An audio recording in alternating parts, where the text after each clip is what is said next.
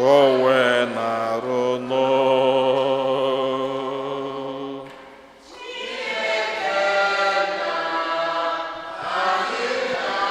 Tata Igbo isi ala nyekene wetara anyị ndụ nke si n'igwe n'afa na nwa na mmụọ nsọ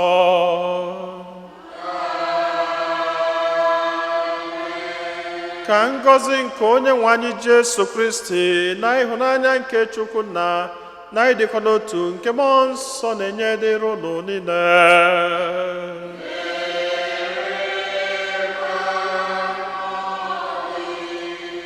Ụmụnne m na Kristi, tata bụ ụka nke anọ n'oge nke emume nke mbilite n'ọnwụ nke dị nwe anyị Jesu Kristi. Tata kwazi ka ụka na-emekwazi mmemme a na-akpọkwazi Good Shepherd Sunday iji welu cheta dị nwe anyị Jesu Kristi dịka onye nche atụrụ, onye welu ndụ ya nye maka mụ na gị ka anyị wee nwee ndụ nwebiga ya oke. Anyị na-ekene Chineke maka ihe ọma niile nke ọ na-eme na ndụ anyị, na-ekenekwazi maka ngọzi ya niile otuto dụla anyị n'izuụka gara aga ya na n'ọnwa nke n'ọnwa na-achọ ịgwụ agwụ wedubata anyị n'izuụka ọfụ, wedubatakwazi anyị na ụbọchị nke ikpeazụ nke ọnwa Eprel. Anyị na-eweluzi ọnwa Mee nke anyị na-akwado ịbanye na-erunye Chineke n'aka, na-ayọ ka ọ na-edu anyị ọpụpụ anyị niile na mbata anyị niile, ka ọ na-edukwazi ezinụlọ anyị, ụmụntakịrị anyị niile ebe ma ebe ha nọ, na ka aka Chineke jigidesie ha ike. Ezinụlọ Anụfọrọ na ndị Igbo Community nke St. Fortunata na-ayọ nchekwaba nke Chineke n'isi Maazị Peter Obi na Nnamdi Kanu. Anyị nwekwazụla ebumnobi ndị ọzọ ka anyị ji gbakọta ọnụ n'aja masị n'ụwa ka edunata n'isi ala rụnyere Chineke ebumnobi ndị ahụ niile.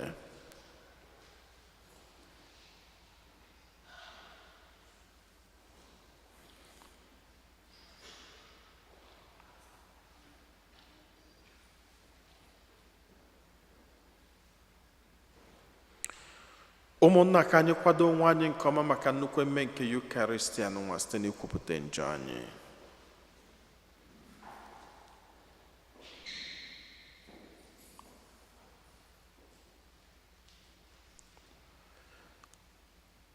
Ekwupụta m ngwa Chineke ji ike niile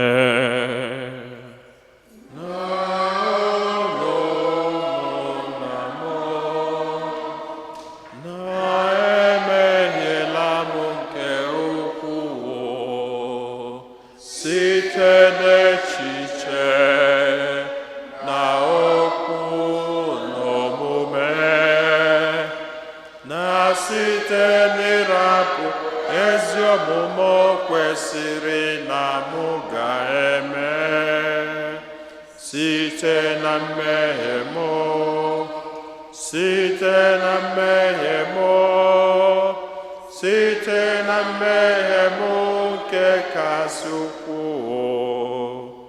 Nya ka m ji ayọ Maria dị ngọzi, Virgin ọkpụ na ndị mmụọ ọma na ndị nsọ niile, na ụnụ ụmụnna m, ka unu rịọbara m ose bụrụwa Chukwu anyị ayịyọ, ka Chineke ji ike niile mere anyị ebere, gbaghara anyị njọ anyị, duru anyị na ndụ ebebe.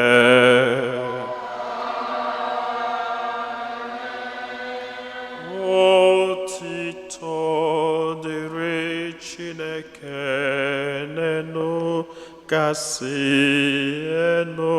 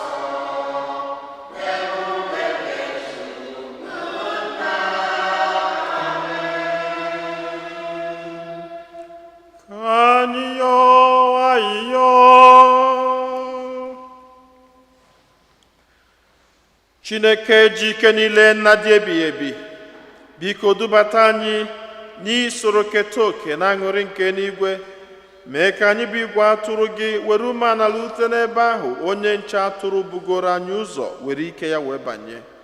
Anyị yọrọ nke a site na anyị Jesu Kristi nwa gị, onye gị na ya dị ndụ na-achị n'ịdịkọ n'otu nke mmụọ nsọ, otu Chukwu site n'ụwa ta ụwa niile.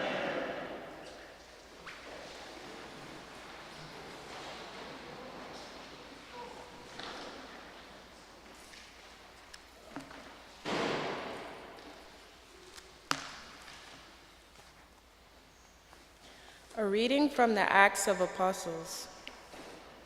Then Peter stood up with the 11, raised his voice, and proclaimed, "Let the whole house of Israel know for certain that God has made both Lord and Christ, this Jesus whom you crucified."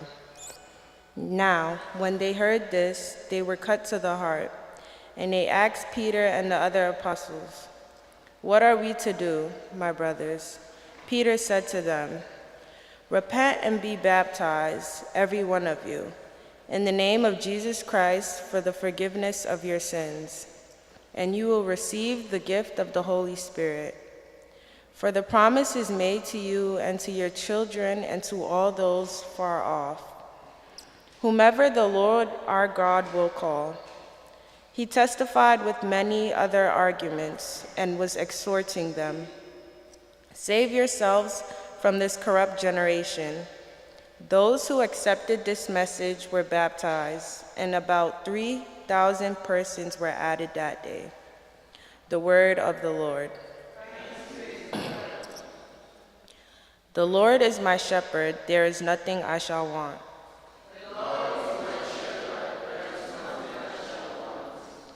The Lord is my shepherd, I shall not want. In verdant pastures he gives me repose. Beside restful waters he leads me. He refreshes my soul.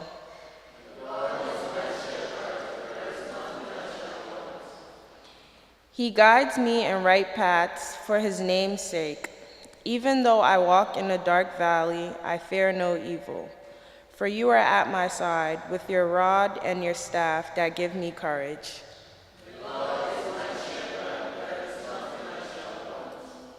You spread the table before me in the sight of my foes.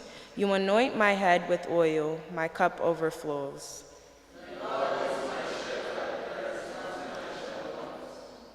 Only goodness and kindness follow me all the days of my life, and I shall dwell in the house of the Lord for years to come.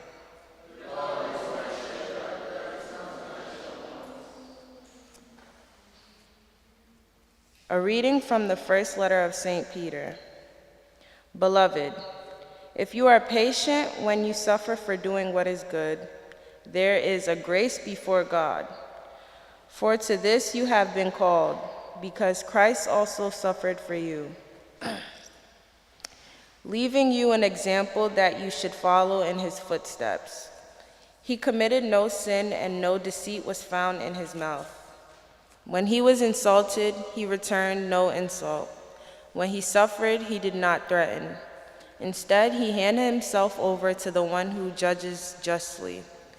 He himself bore our sins in his body upon the cross, so that, free from sin, we might live for righteousness. By his wounds you have been healed, for you had gone astray like sheep. But you have now returned to the shepherd and guardian of your souls. The word of the Lord.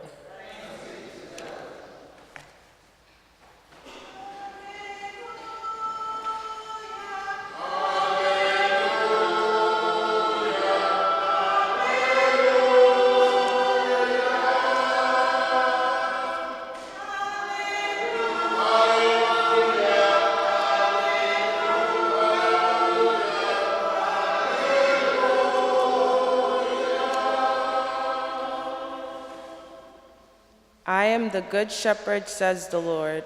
I know my sheep, and mine know me.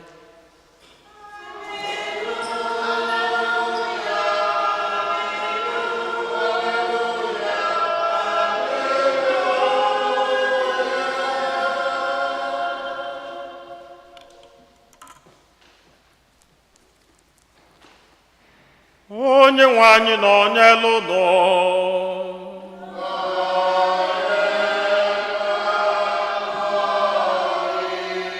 Ihe ọgụgụ nke a si n'oziọma dị nsọ nke Jọn dere.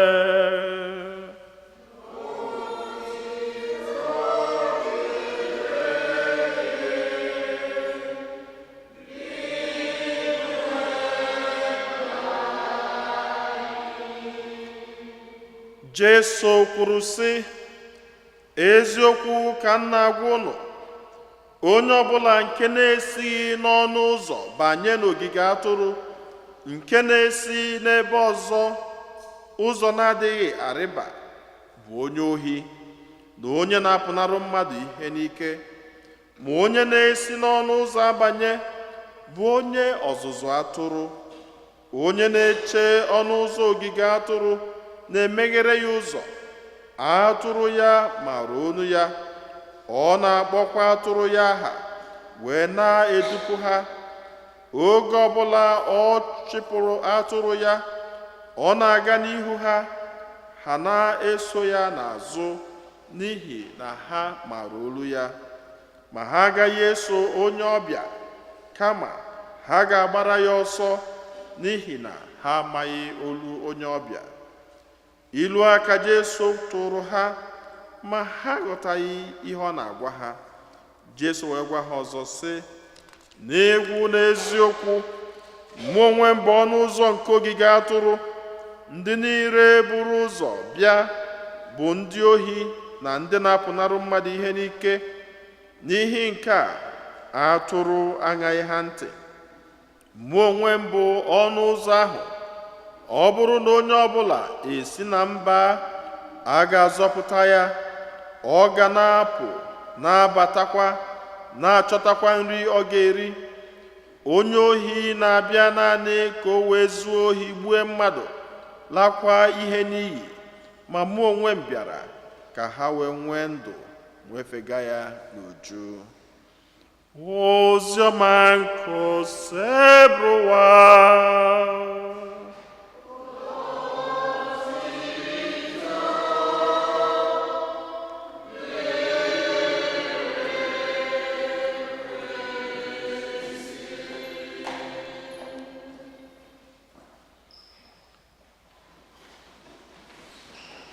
Ụmụnne m na Kristo, tozuru Jesu. Mmiri ọ chụrụ ụlọ ọsọ. Na mmiri nke a karịkwudela akwa sinsi abalị nwanne nya. Mana ndị Chineke metụrụ aka n'obi ha dị faịlụ mmiri nnọọ.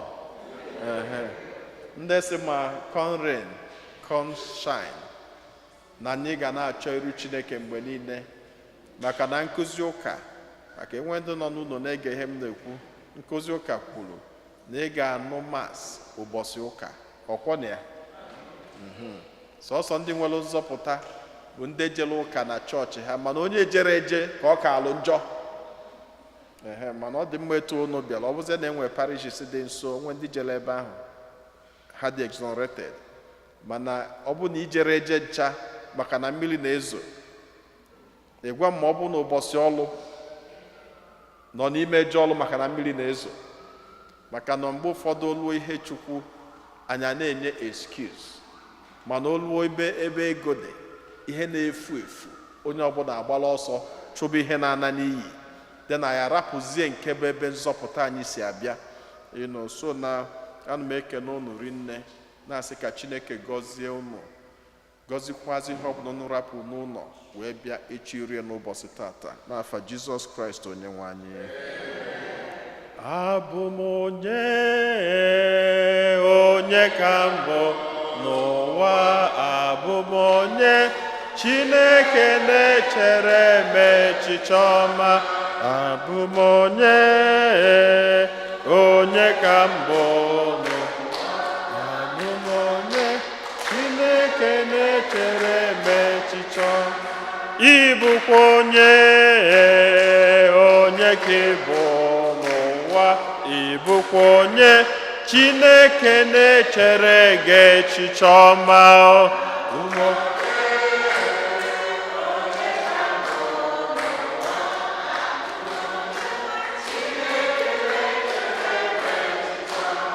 anyị bụ onye ka anyị bụ n'ụwa, anyị bụ onye Chineke na-echere anyị echiche ọma.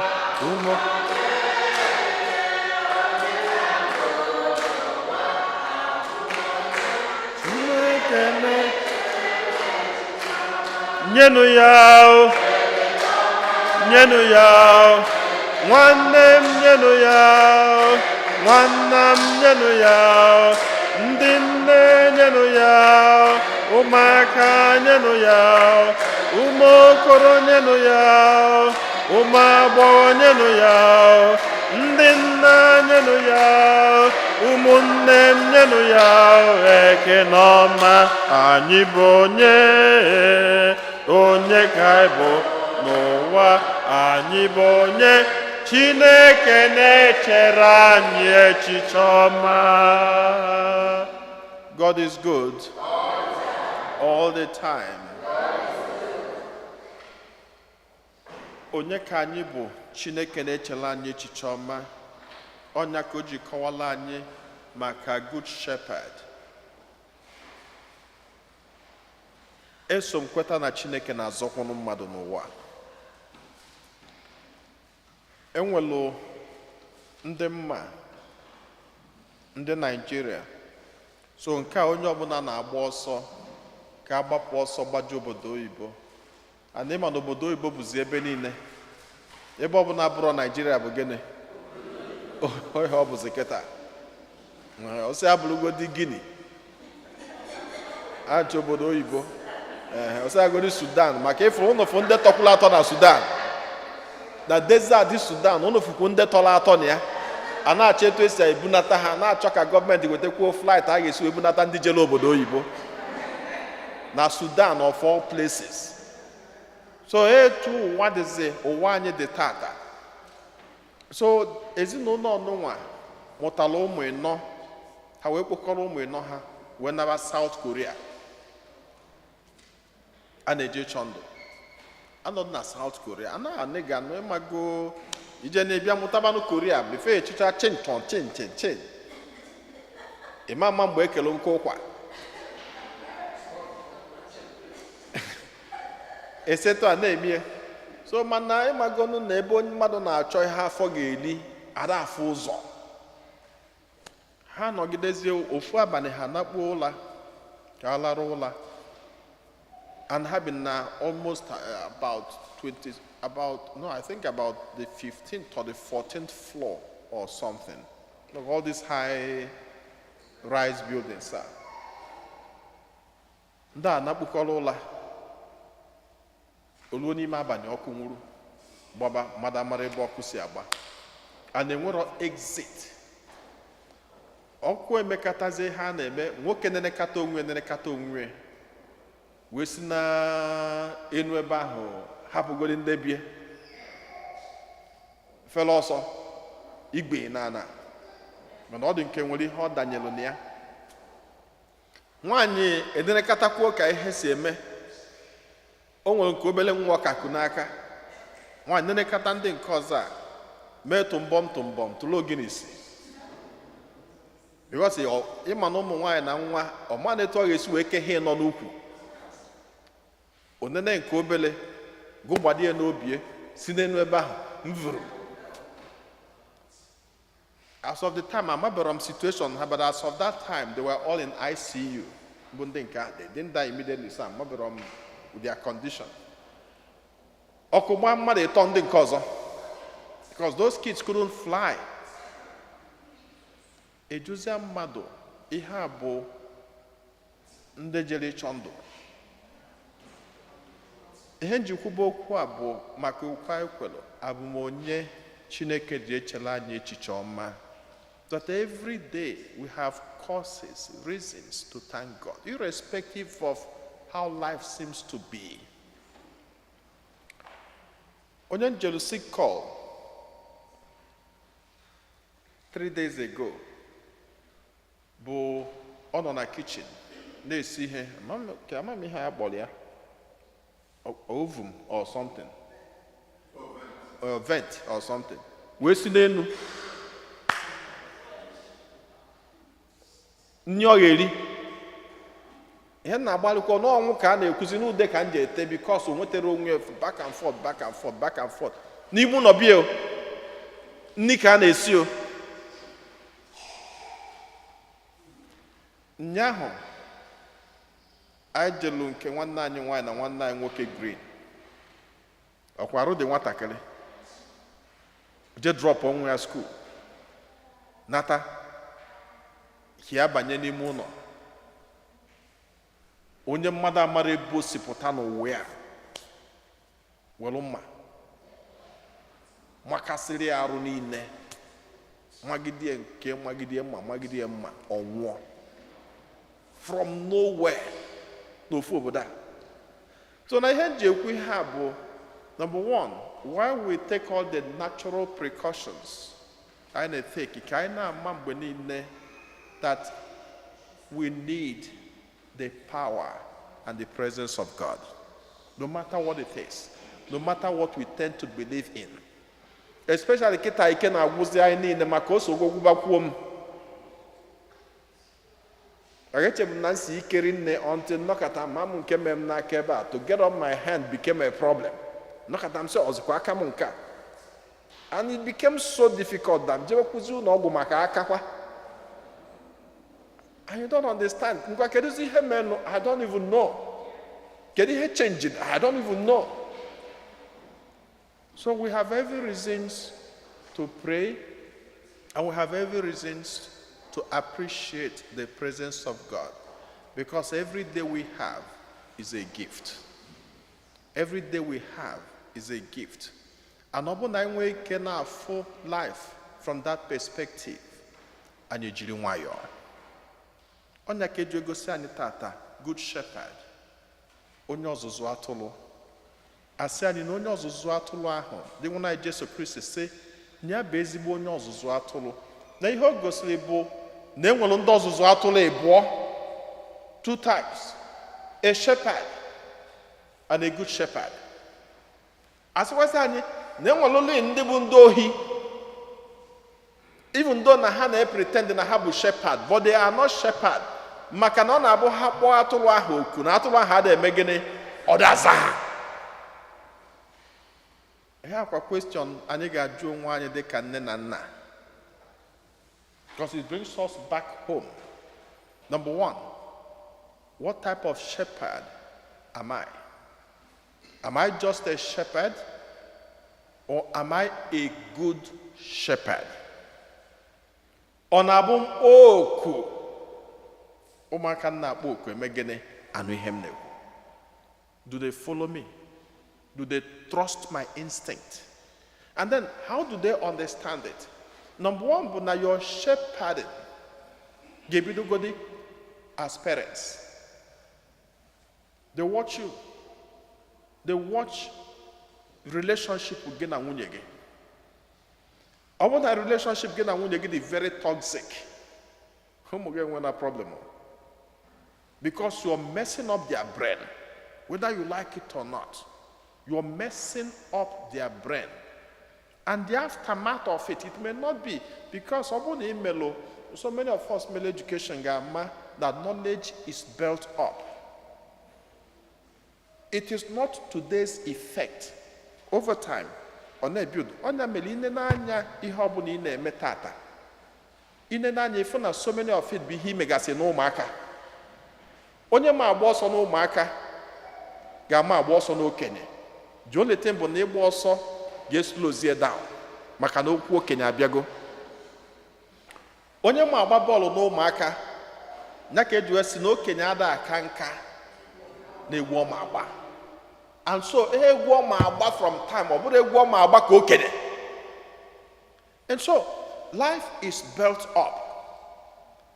So the shepherding, what is my relationship with my wife? What is my relationship with my husband? Whatever you do and they watch affects their growth. I've had cases of counseling n'obodo Noah where the brain of these kids are messed up. And how? because of their parents. Because of their parents. Their brain are messed up. When came na cancel bosia. Before kuku bona banya milejianya. Before kuku bona banya milejianya. And this is a bright person, but the psyche is destroyed. And how? From whom? So we have to be careful of, because a what a job was a parenting when nowhere. Abromaka. Nina apu no tutu eji patego. Kendi eriega umaka. Nina kwa nuno sneaker drogi ja patego. Kendago gago umaka. So in either of the cases, they are the focal point. And that's where God looks at your shepherding. Are they hearing your voice? Are they hearing your voice? Could they trust you? Could they trust your instinct? Could they trust your decision? Could they say, my dad has said? Imanandi Igbo si na onye nne ya dunyere ori na-eme gịnị? Ọ na-eji ụkwụ agbaji ụzọ because all papa si ya jebe. So could they comfortably say, my dad has said? Or could they comfortably say that this is what my mom said? I've analyzed this, how kids can trust their parents. They could trust their parents a lot. I've told a story of a young boy, little boy. The father is a locomotive driver, not a train. So the train was in trouble. Sound everywhere. And him and the mother when go any mono on a train no turbulence name. A very heavy one or borrow just and came back. But can we go and can no, Imagone obido na zizi ma mgbe ihe na-eme no mgbe ihe ju mazi na Latin apụgo na mensa bụ mgbe ị ga-anụ ndị onye Jesus so ebido ha Jesus onye etigo ịma na ose etigo ịma na onye ọ na just ị ga-anọzi bụ Jesus, I love you. All I have is thine. Because it was it. Inwe ike gbakọzie brain gị niile Chineke nwekwo nke metara ọgbaghalụzie m nkịta maka ebe a ka ị ga na-abazi enwezie Chineke ọjọọ gị ka ọ dịzi n'aka ị na-ekwuzie n'ime obi gị mana ndị nke warrior a na-eti. So in such situation, so people were in such situation na the train. But this little boy was just running up and down the whole way of the train. At a point, somebody in the train looked at us and said, stop moving. Go and sit down. Don't you see that all of us are in trouble? The little boy said, no, I'm not in trouble. I said, why? I said, because my daddy is in control. Oh, daddy and I in a train. Omoro na daddy na heat in eme. Mana ebe no daddy na anya train na nya is safe. So this is the extent of trust, total dependence umaka na-enwe where their parents are. And in a situation where their brain is messed up, you lose that trust, in fact you lose everything. And then when instead dog abi na-ekwu okwu ọ na-ene gị ọ dị ka onye amachara ihe na-ekwu ọ na-emelụ gị ebele. And I'm not dagide down to an extent na nwa ya ga na-emeri ebele na-enezie ịma gị na-ekwu ọgbachi gị nkịtị. Ikwucha ọ na-ene gị. Is that you hear me? I heard you. Ọ pụọ n'isi ọsọ efuru onye nwere bread. Ịma na ihe mebigo.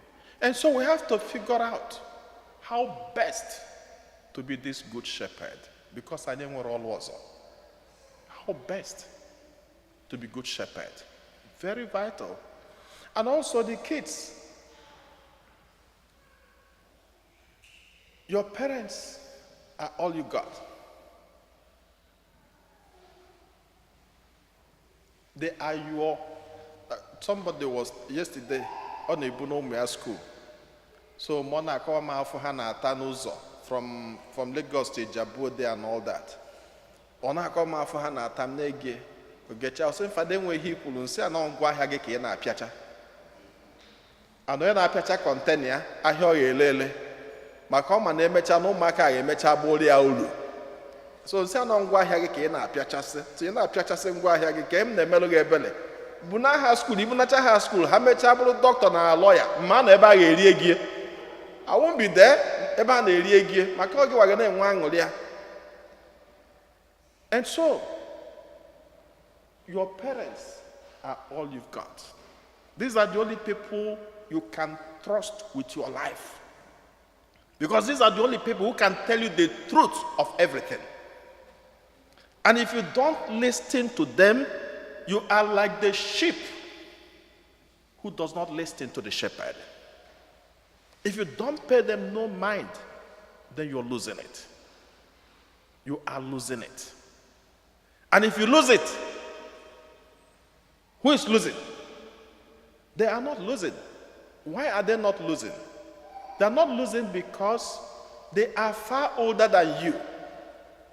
And you're still a little kid. So by the time you start suffering what you did to yourself, they are already in the grave. They don't even know. And you're there in the street suffering. All you will think, oh, if I had known, I would have listened to my mom. Or if I had known, I would have listened to my dad. Or if I had known, I would have done this. So many people are still regretting. Why? Because they didn't pay attention to their parents when they were growing up.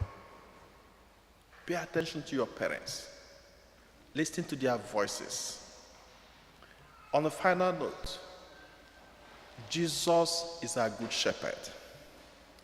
Hear the voice of God always. The shock of the society is so much. And even the voices in the society now, Erika, we have so many voices. We have the voices of social media. We have the voices of game. We have the voices of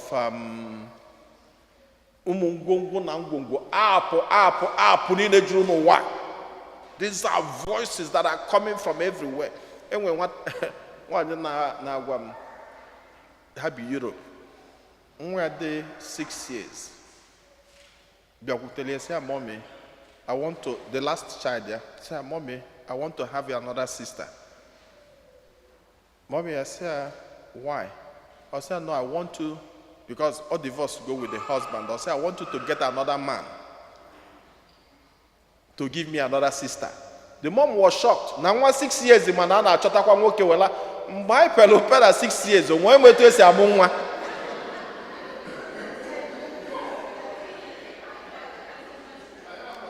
And what on them we to say amunwa. So say him na nwa apota. Ikuru nwa na enwa angole. So there are so many voices out there. And if there are so many voices out there, the kids hear the higher voice. And your voice should be the higher voice. The Bible should be the higher voice. The book of God should be the higher voice. What voice are we listening to? Yana kuzina school keta Diego. Ma trans no trans na ni nejule benine. We na trans from everywhere na akuzi ha kotoko nonsense na kotoko keta. Umaka nege. Echene ezioku. But they're not true. Why? Because politicians are using our brains for their political gain. They just watch what is good and politically expedient for them. Ihe ọbụna ha ma ha ga-abịa ekwuo ọbụna side anyị etu anyị bụ ndị bịara abịa agụ ji anyị niile ha so ka economy dị mma si na-enye anyị welfare a na-enye anyị welfare si nye anyị freedom ana trans nke a trans ya nke aka ọtụọ nke etinye nke a emeghị nke nke ọbụla ị chọrọ ime na-eme na ọ dị mma ekwuo etu anyị eme because na agụ ji anyị ana ha asịghị anyị akwụ na tax ha sị anaghị na-enye anyị nri ha sị anyị oke nke ọbụla ị chọrọ ịkọtụ akọtụ nke ị chọrọ itinye nke ị chọrọ adị nke ị chọrọ minus anya na-atụkọrị ha. So, check the voices that speak to them. The voices we hear matters. And that's why it's good. Now I know these external voices. Let there be voice of God in that house. Jesus is the good shepherd. Amen.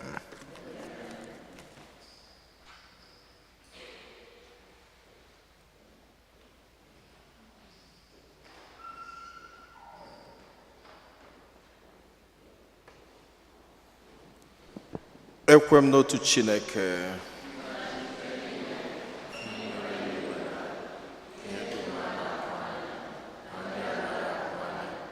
Ya n'otu Onyenwe anyị Jesu Kristi, so otu nwa Chineke mụrụ, nna mụrụ tupu ụwa tụ ụwa niile. Chukwu si na Chukwu, ihe si n'ihe. Eze Chukwu si na ezi Chukwu, amụrụ ya amụ eme ya eme. Ya na nna bụ otu ihe, n'ihe ha ji bụrụ Chukwu. Onye si na ya mee ihe dum, onye maka ihe anyị bụ mmadụ na maka ihe nzọpụta anyị si n'eluigwe gbadata, o were arụ na Virgin Maria site na mmụọ nsọ, ọ bụrụ mmadụ, abịa kpọgbuo ya n'obe n'ihi anyị n'oge ọchịchị Pontius Pilate, ọ taa afụfụ, ọ nwụọ, enie ya, o bilitere n'ụbọchị nke atọ ka akwụkwọ nsọ siri kwu, ọ rọgoro n'eluigwe nọdụ n'aka nne nna. Ọ ga-abịaghachi ọzọ n'ebube ya ikpe ndị dị ndụ na ndị nwụrụ anwụ ikpe. Onye ọchịchị ya na-enweghị njedebe. Ekwe na mmụọ nsọ, onye nwaanyị na-enye ndụ, onye si na nna na nwa pụta, onye a na-esekpụrụ na-etokọdo ya na nna na nwa, onye si na ndị amụma kwuo okwu. Ekwe m n'otu nzukọ nsọ Katọlik na Apọstọlik, ekwupụta m otu baptizim nke mgbaghara njọ. Ana m atụ anya mbilite n'ọnwụ ndị nwụrụ anwụ na ndụ ụwa ga-abịanụ. Amen. Ekpele nke ndị kwenụ mmadụ ịtọ ga-edu anyị n'ekpele. Chineke onye fụrụ anyị n'anya, anyị na-ekene gị maka ọtụtụ ngọzi gị n'ebe anyị nọ. Anyị na-achọkwazi iwere onwe anyị n'ụzọ pụrụ iche, ọkacha ọnwa ọfụ nke anyị na-akwado ịbanye ọnwa nke Mee na-erunye gị n'aka, na-ayọ ka iche ntị ma nụrụ anyị ya anyị.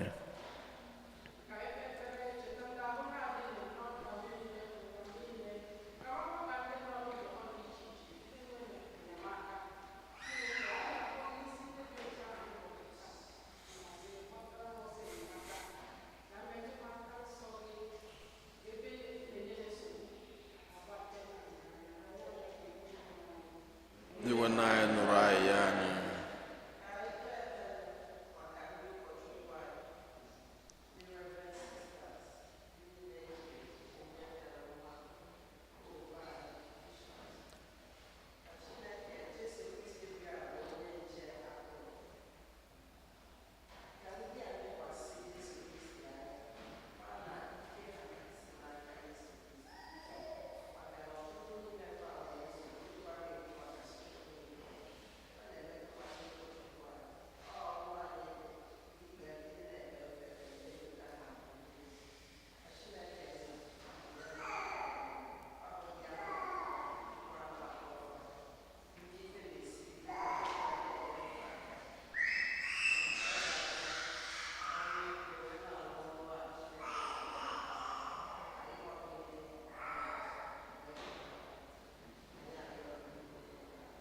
Iwe na anyị nụrụ anyị ya anyị.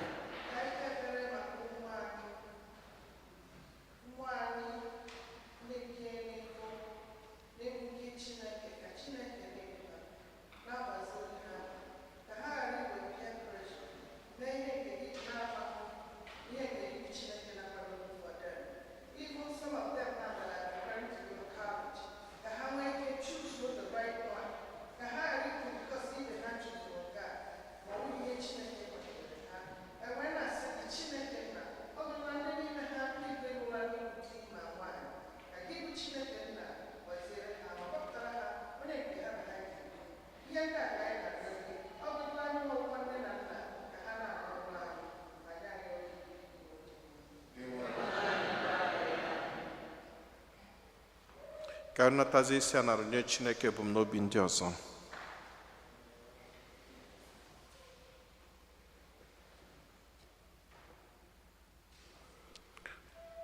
Were m ihe dị gị mma enye gị onwe m, biko were m ihe dị gị mma Jizọs.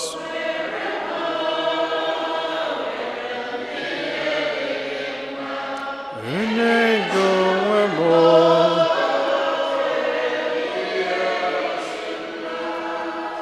were anyị were m ihe dị gị mma. Enye gị ndụ m, biko were m ihe dị gị mma Jizọs. Were m ihe dị gị mma. Enye gị onwe m, were m ihe dị gị mma. Chineke nna dị ebere dị ịfụnanya, anyị ewelụgo ọtụtụ ebumnobi anyị, ezinụlọ anyị dị iche iche were nye gị n'aka.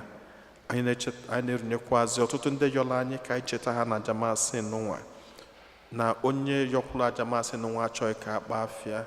Ana m echetakwazị my dad, onye ọ bụ 5 years yesterday ka ọ rapụrụ ụwa n'ụwa, wee na-ayọ ka Chineke nabatakwazị ya na ndokwa na ọtụtụ ebumnobi anyị ndị ọzọ niile ka anyị na-erunye gị n'aka site na Kristi onye nwe anyị.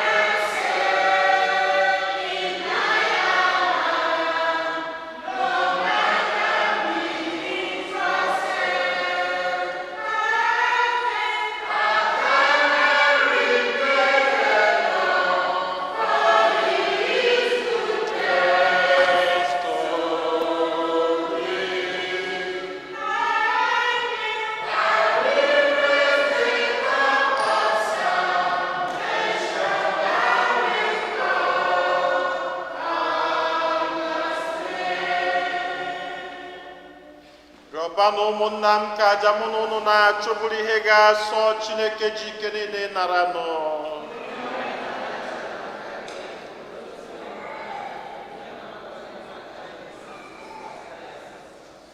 Onye nwe anyị na-esite n'ihe omimi ọnwụ na mbilite n'ọnwụ Kristi na-enye gị ekele mgbe niile. Biko mee ka ọrụ nke a eji akwụ ụgwọ njọ anyị na-aga n'ihu oge niile bịa wetara anyị aṅụrị dị ebighị ebi. Anyị yọrọ nke a site na Kristi onye nwe anyị. Onye nwe anyị na onye elu nọ.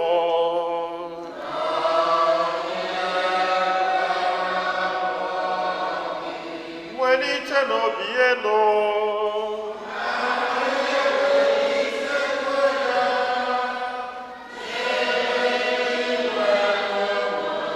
Ka anyị nye n'ụdị nwanne Chukwu anyị ekene.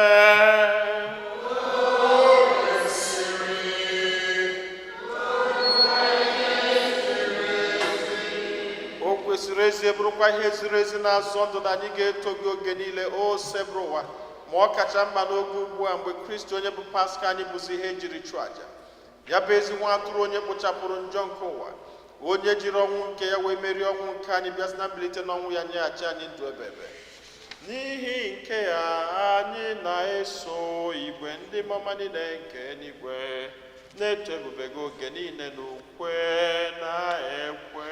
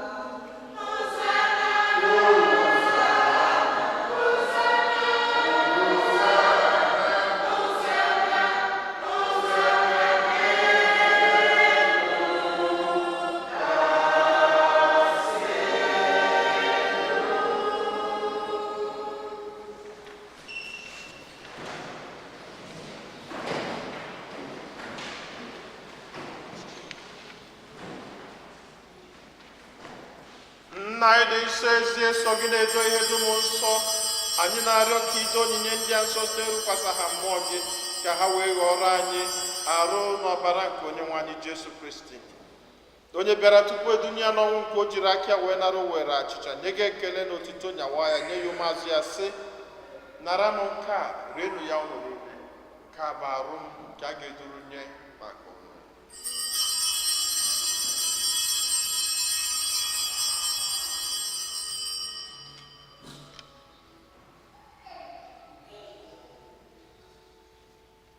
Otu akwa ka o si mee mgbe ha richara nri anyasị, o buru iko mmanya nyekwa gị ekele na otuto bunye ya ụmụazụ ya sị, naranụ nke a ṅụọnụ ya unu niile, nke a bụ iko nke ọbara m nke ọgbụgba ndụ ọhụrụ dị ebebe, a ga-agba ya n'ihi unu na n'ihi mmadụ niile ka e were gbaghara njọ, na-emenụ nke a na ncheta nke m.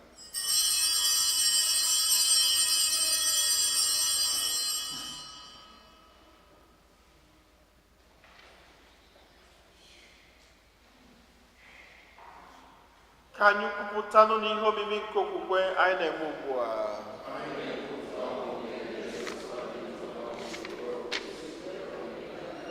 Nna, na ncheta nke ọnwụ na mbilite n'ọnwụ nke nwa gị, anyị ebunye gị achịcha nke ndụ na iko nke nzọpụta.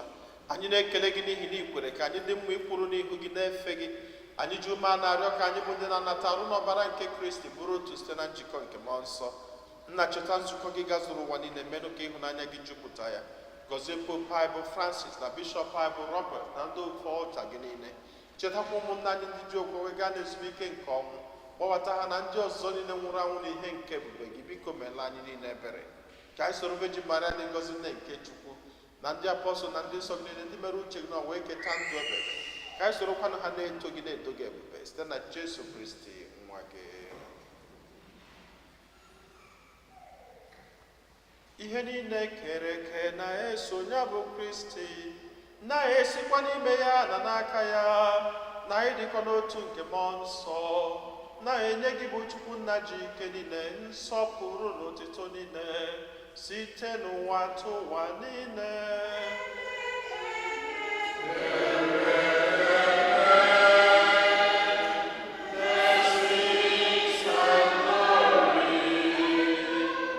Wisdom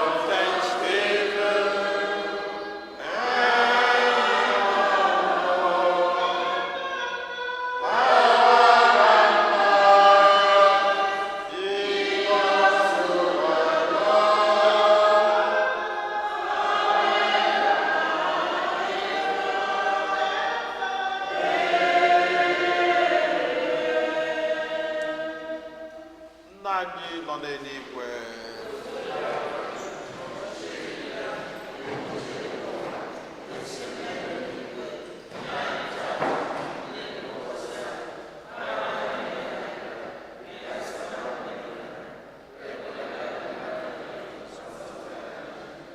Zọpụta anyị na-arịọ gị osebụwa n'ajọ ihe niile, were ebere nye udo n'oge nke anyị site n'inye aka ebere gị, ka zọpụta anyị niile na njọ oge niile, anyị were gbanahụ nsogbu niile, were nchekwube dị nsọ na-atụ anya maka mbịaghachi nke onye nzọpụta anyị Jesu Kristi.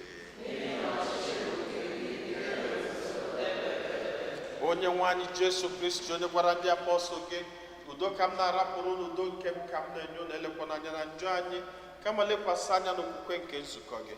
Nye ya udo n'ịdịkọ n'otu mgbe niile ka uche gị siri chọọ, gị bụ onye dị ndụ na-achị ebe ebe.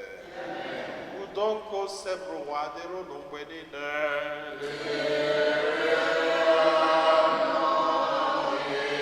Nyerịta n'onwe unu ekele nke udo.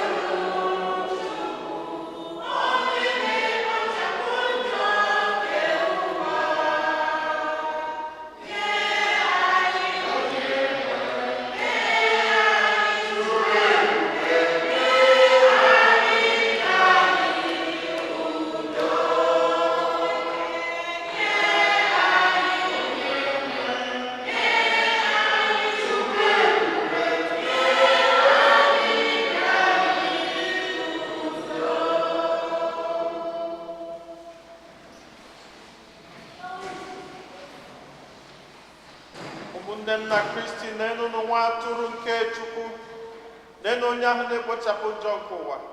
Anyị niile nwekwa onye isi ọma bụ ndị abụ n'ori nke nwa atụrụ Chineke.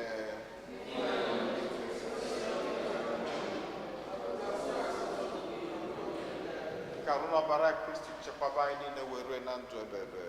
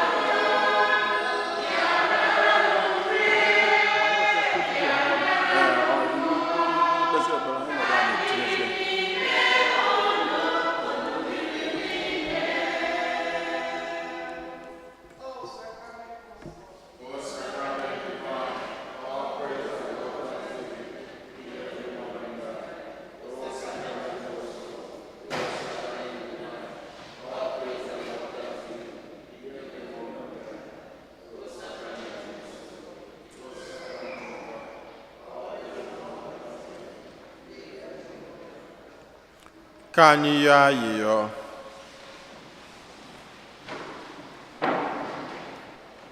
Onyenwe anyị, anyị na-esite n'ihe omimi ọnwụ na mbilite n'ọnwụ Kristi na-enye gị ekele mgbe niile. Biko mee ka ọrụ nke a eji akwụ ụgwọ njọ anyị na-aga n'ihu oge niile ja wetara anyị aṅụrị dị ebighị ebi. Anyị yọrọ nke a site na Kristi Onyenwe anyị. Ngwa ka anyị nọdụ n'ala maka obere vidiyo. Annual Catholic Appeal video, please.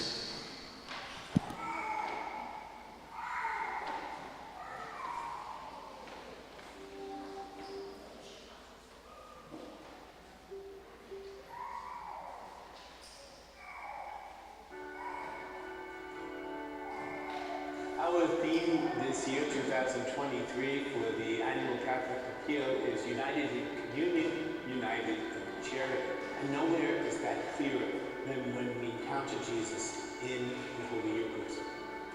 Our unity as a family of faith and our unity with Christ becomes very, very profound. I've been the youth director for almost 20 plus years. I wear many hats here. From after school, sports program, and parish ministry, altar servers, youth group, religious education, the healthy initiative, sports, exercise, even social, hanging out, going to the movies, talking about life, talking about God. Our parish is very diverse. 99% land from Mexico, Ecuador, Colombia, Venezuela. I'm blessed to be here. A youth minister to me is basically finding a way to nurture and guide our youth. Lane is my youth minister, has helped me learn in this school by doing sports, teaching me about the school. I discovered a talent that I could play soccer. I never played soccer, I was really bad at it, but he teaches me and I'm really good at it. The youth is extremely important to our parish community. They are the future. We always say that this is the church that no one wants to go home, but it's not. It's a very homey environment, and they all benefit. I urge everyone to give to the Catholic Appeal. We need your support in order to keep our youth motivated and active in our community. Through your help, we can keep our students in a safe environment and understanding their relationship with God through everyday experience. My name is Juan Herrera. I'm seminary from the Diocese of Brooklyn and a pastoral year in Sacred Heart St. Stephen. I was 12 years old when I felt that interior calling. I came first into the house of discernment. The house of discernment was an amazing experience because it made me feel every day sure that the calling was something real. Juan is a man of prayer. He's very personable. It's really meeting the people where they're at, listening and bringing them closer to Christ. I think it's very important for seminarians to experience the multiplicity and the plurality of the parish. Being close to Jesus, answering his calling, being ready to serve the church is one of the most rewarding things in my life. There are a lot of ways to say yes to the Lord. By prayer, answering his calling, supporting the church financially. I'm here because of the diocese and all those people who are doing a big effort to permit me to be a seminarian and in the future, near future priest.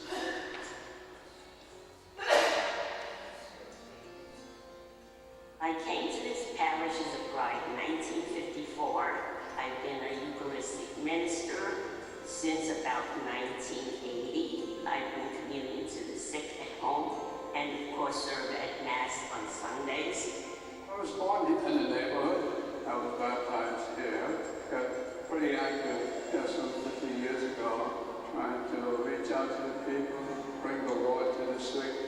I think it's the extension of the priest. It brings joy to the people who receive our Lord. Going to the nurses' home, there are stories where people just cry when they see us coming in. You know, they go to Mass, some of them can't get out of bed.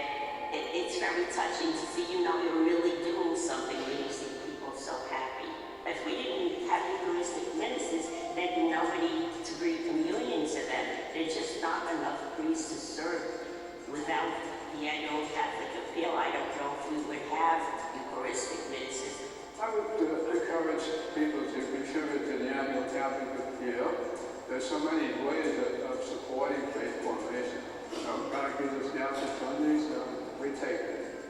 I encourage my fellow parishioners to donate to our annual Catholic appeal.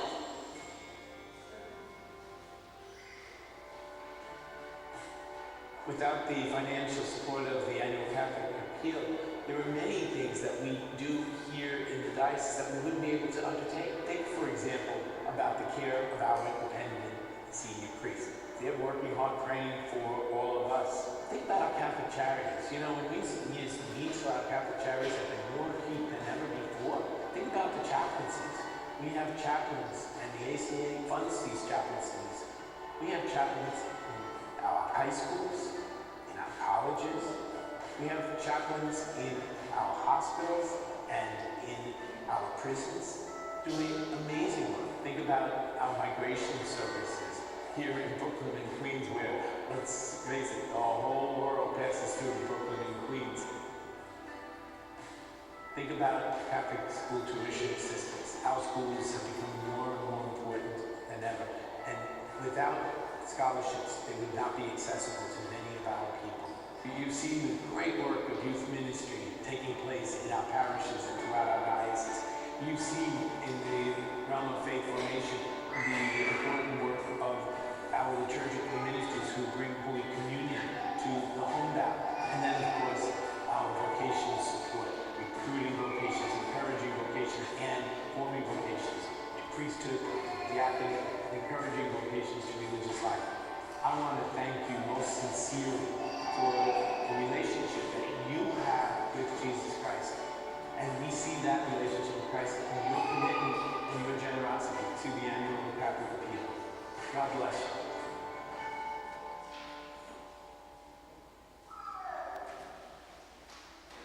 Have you heard of the powerful method to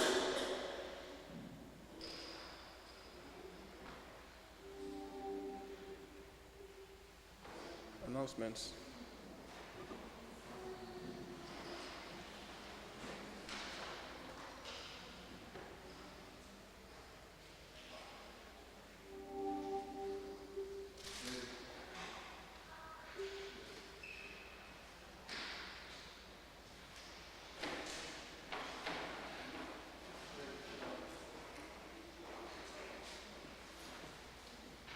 Otito diri Jesu. You will get your own envelope. And Ono Maka is a mere every year. When you have your own envelope, you put your pledge there. And then you have from now till December to redeem it. Ono Fumane Kwoku immigration. You guys, Okunu Chetambe etinye Kevin na de brochure. They helped Kevin Anyanwu here to secure his, regularize his stay in United States. That's part of the money in here, GM. Otito diri Jesu. Kane Kenka. Second collection. Choir.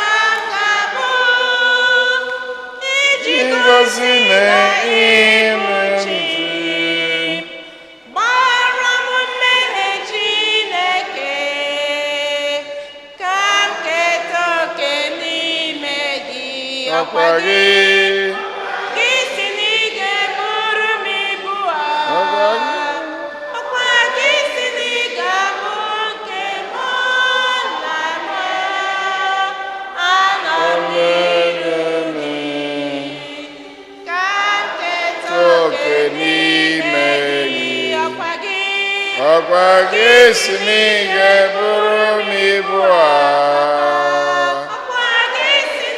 ga-abụ nke m na-eme. Anọ m n'iru gị ka m keta oke n'ime gị.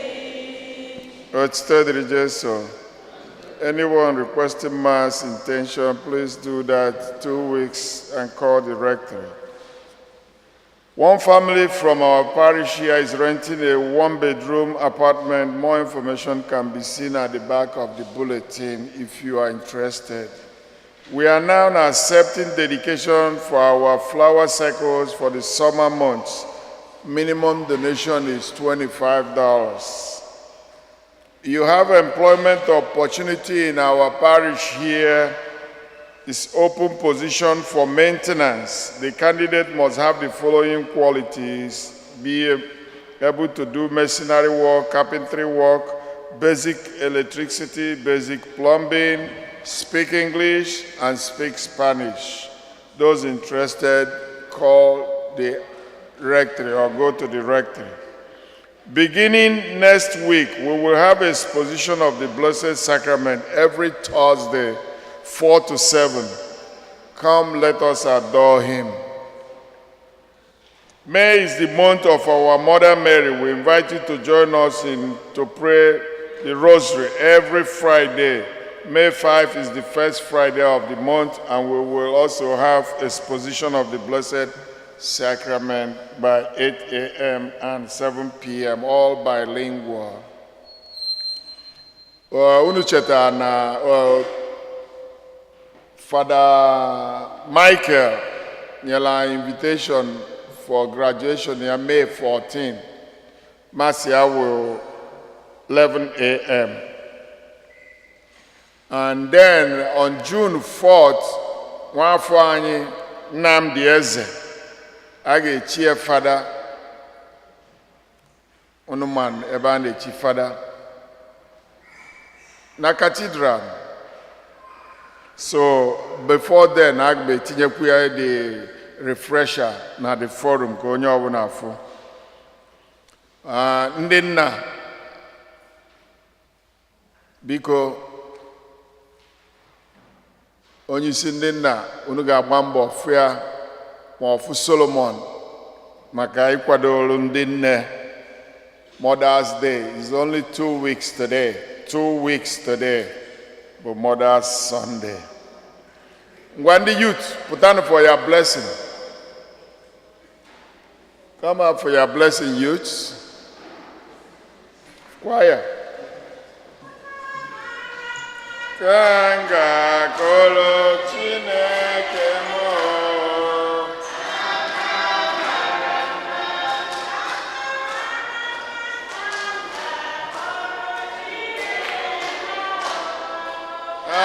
Akamaram. Akanaram. Akamar.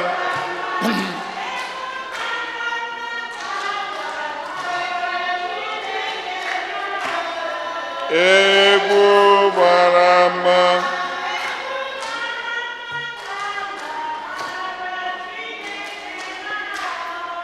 Igbo Mass.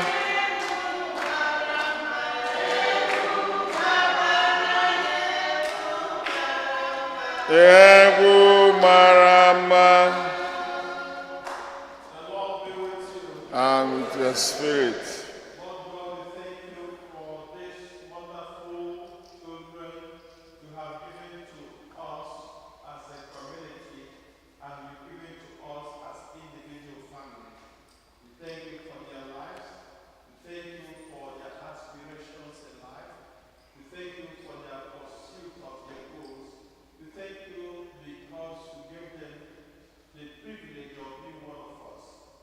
Thank you because they are listening to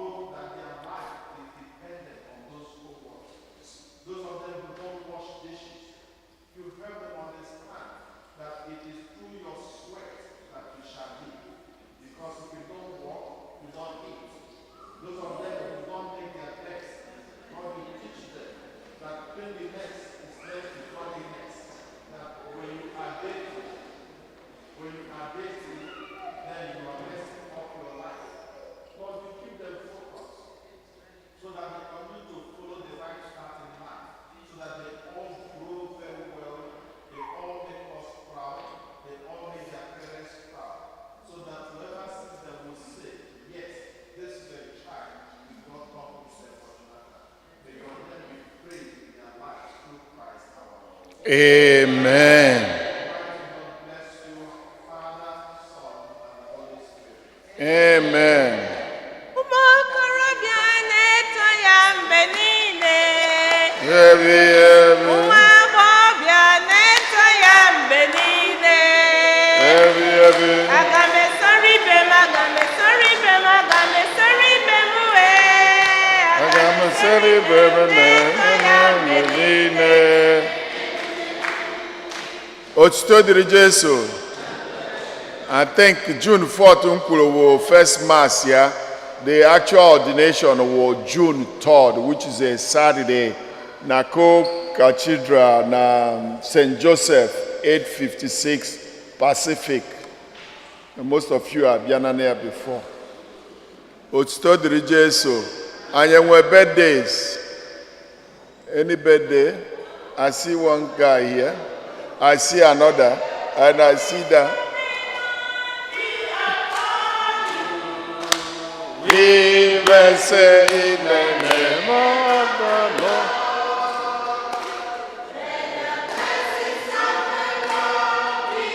For you. Let's say in the name. Happy birthday. Happy birthday to you. Happy birthday to you. Happy birthday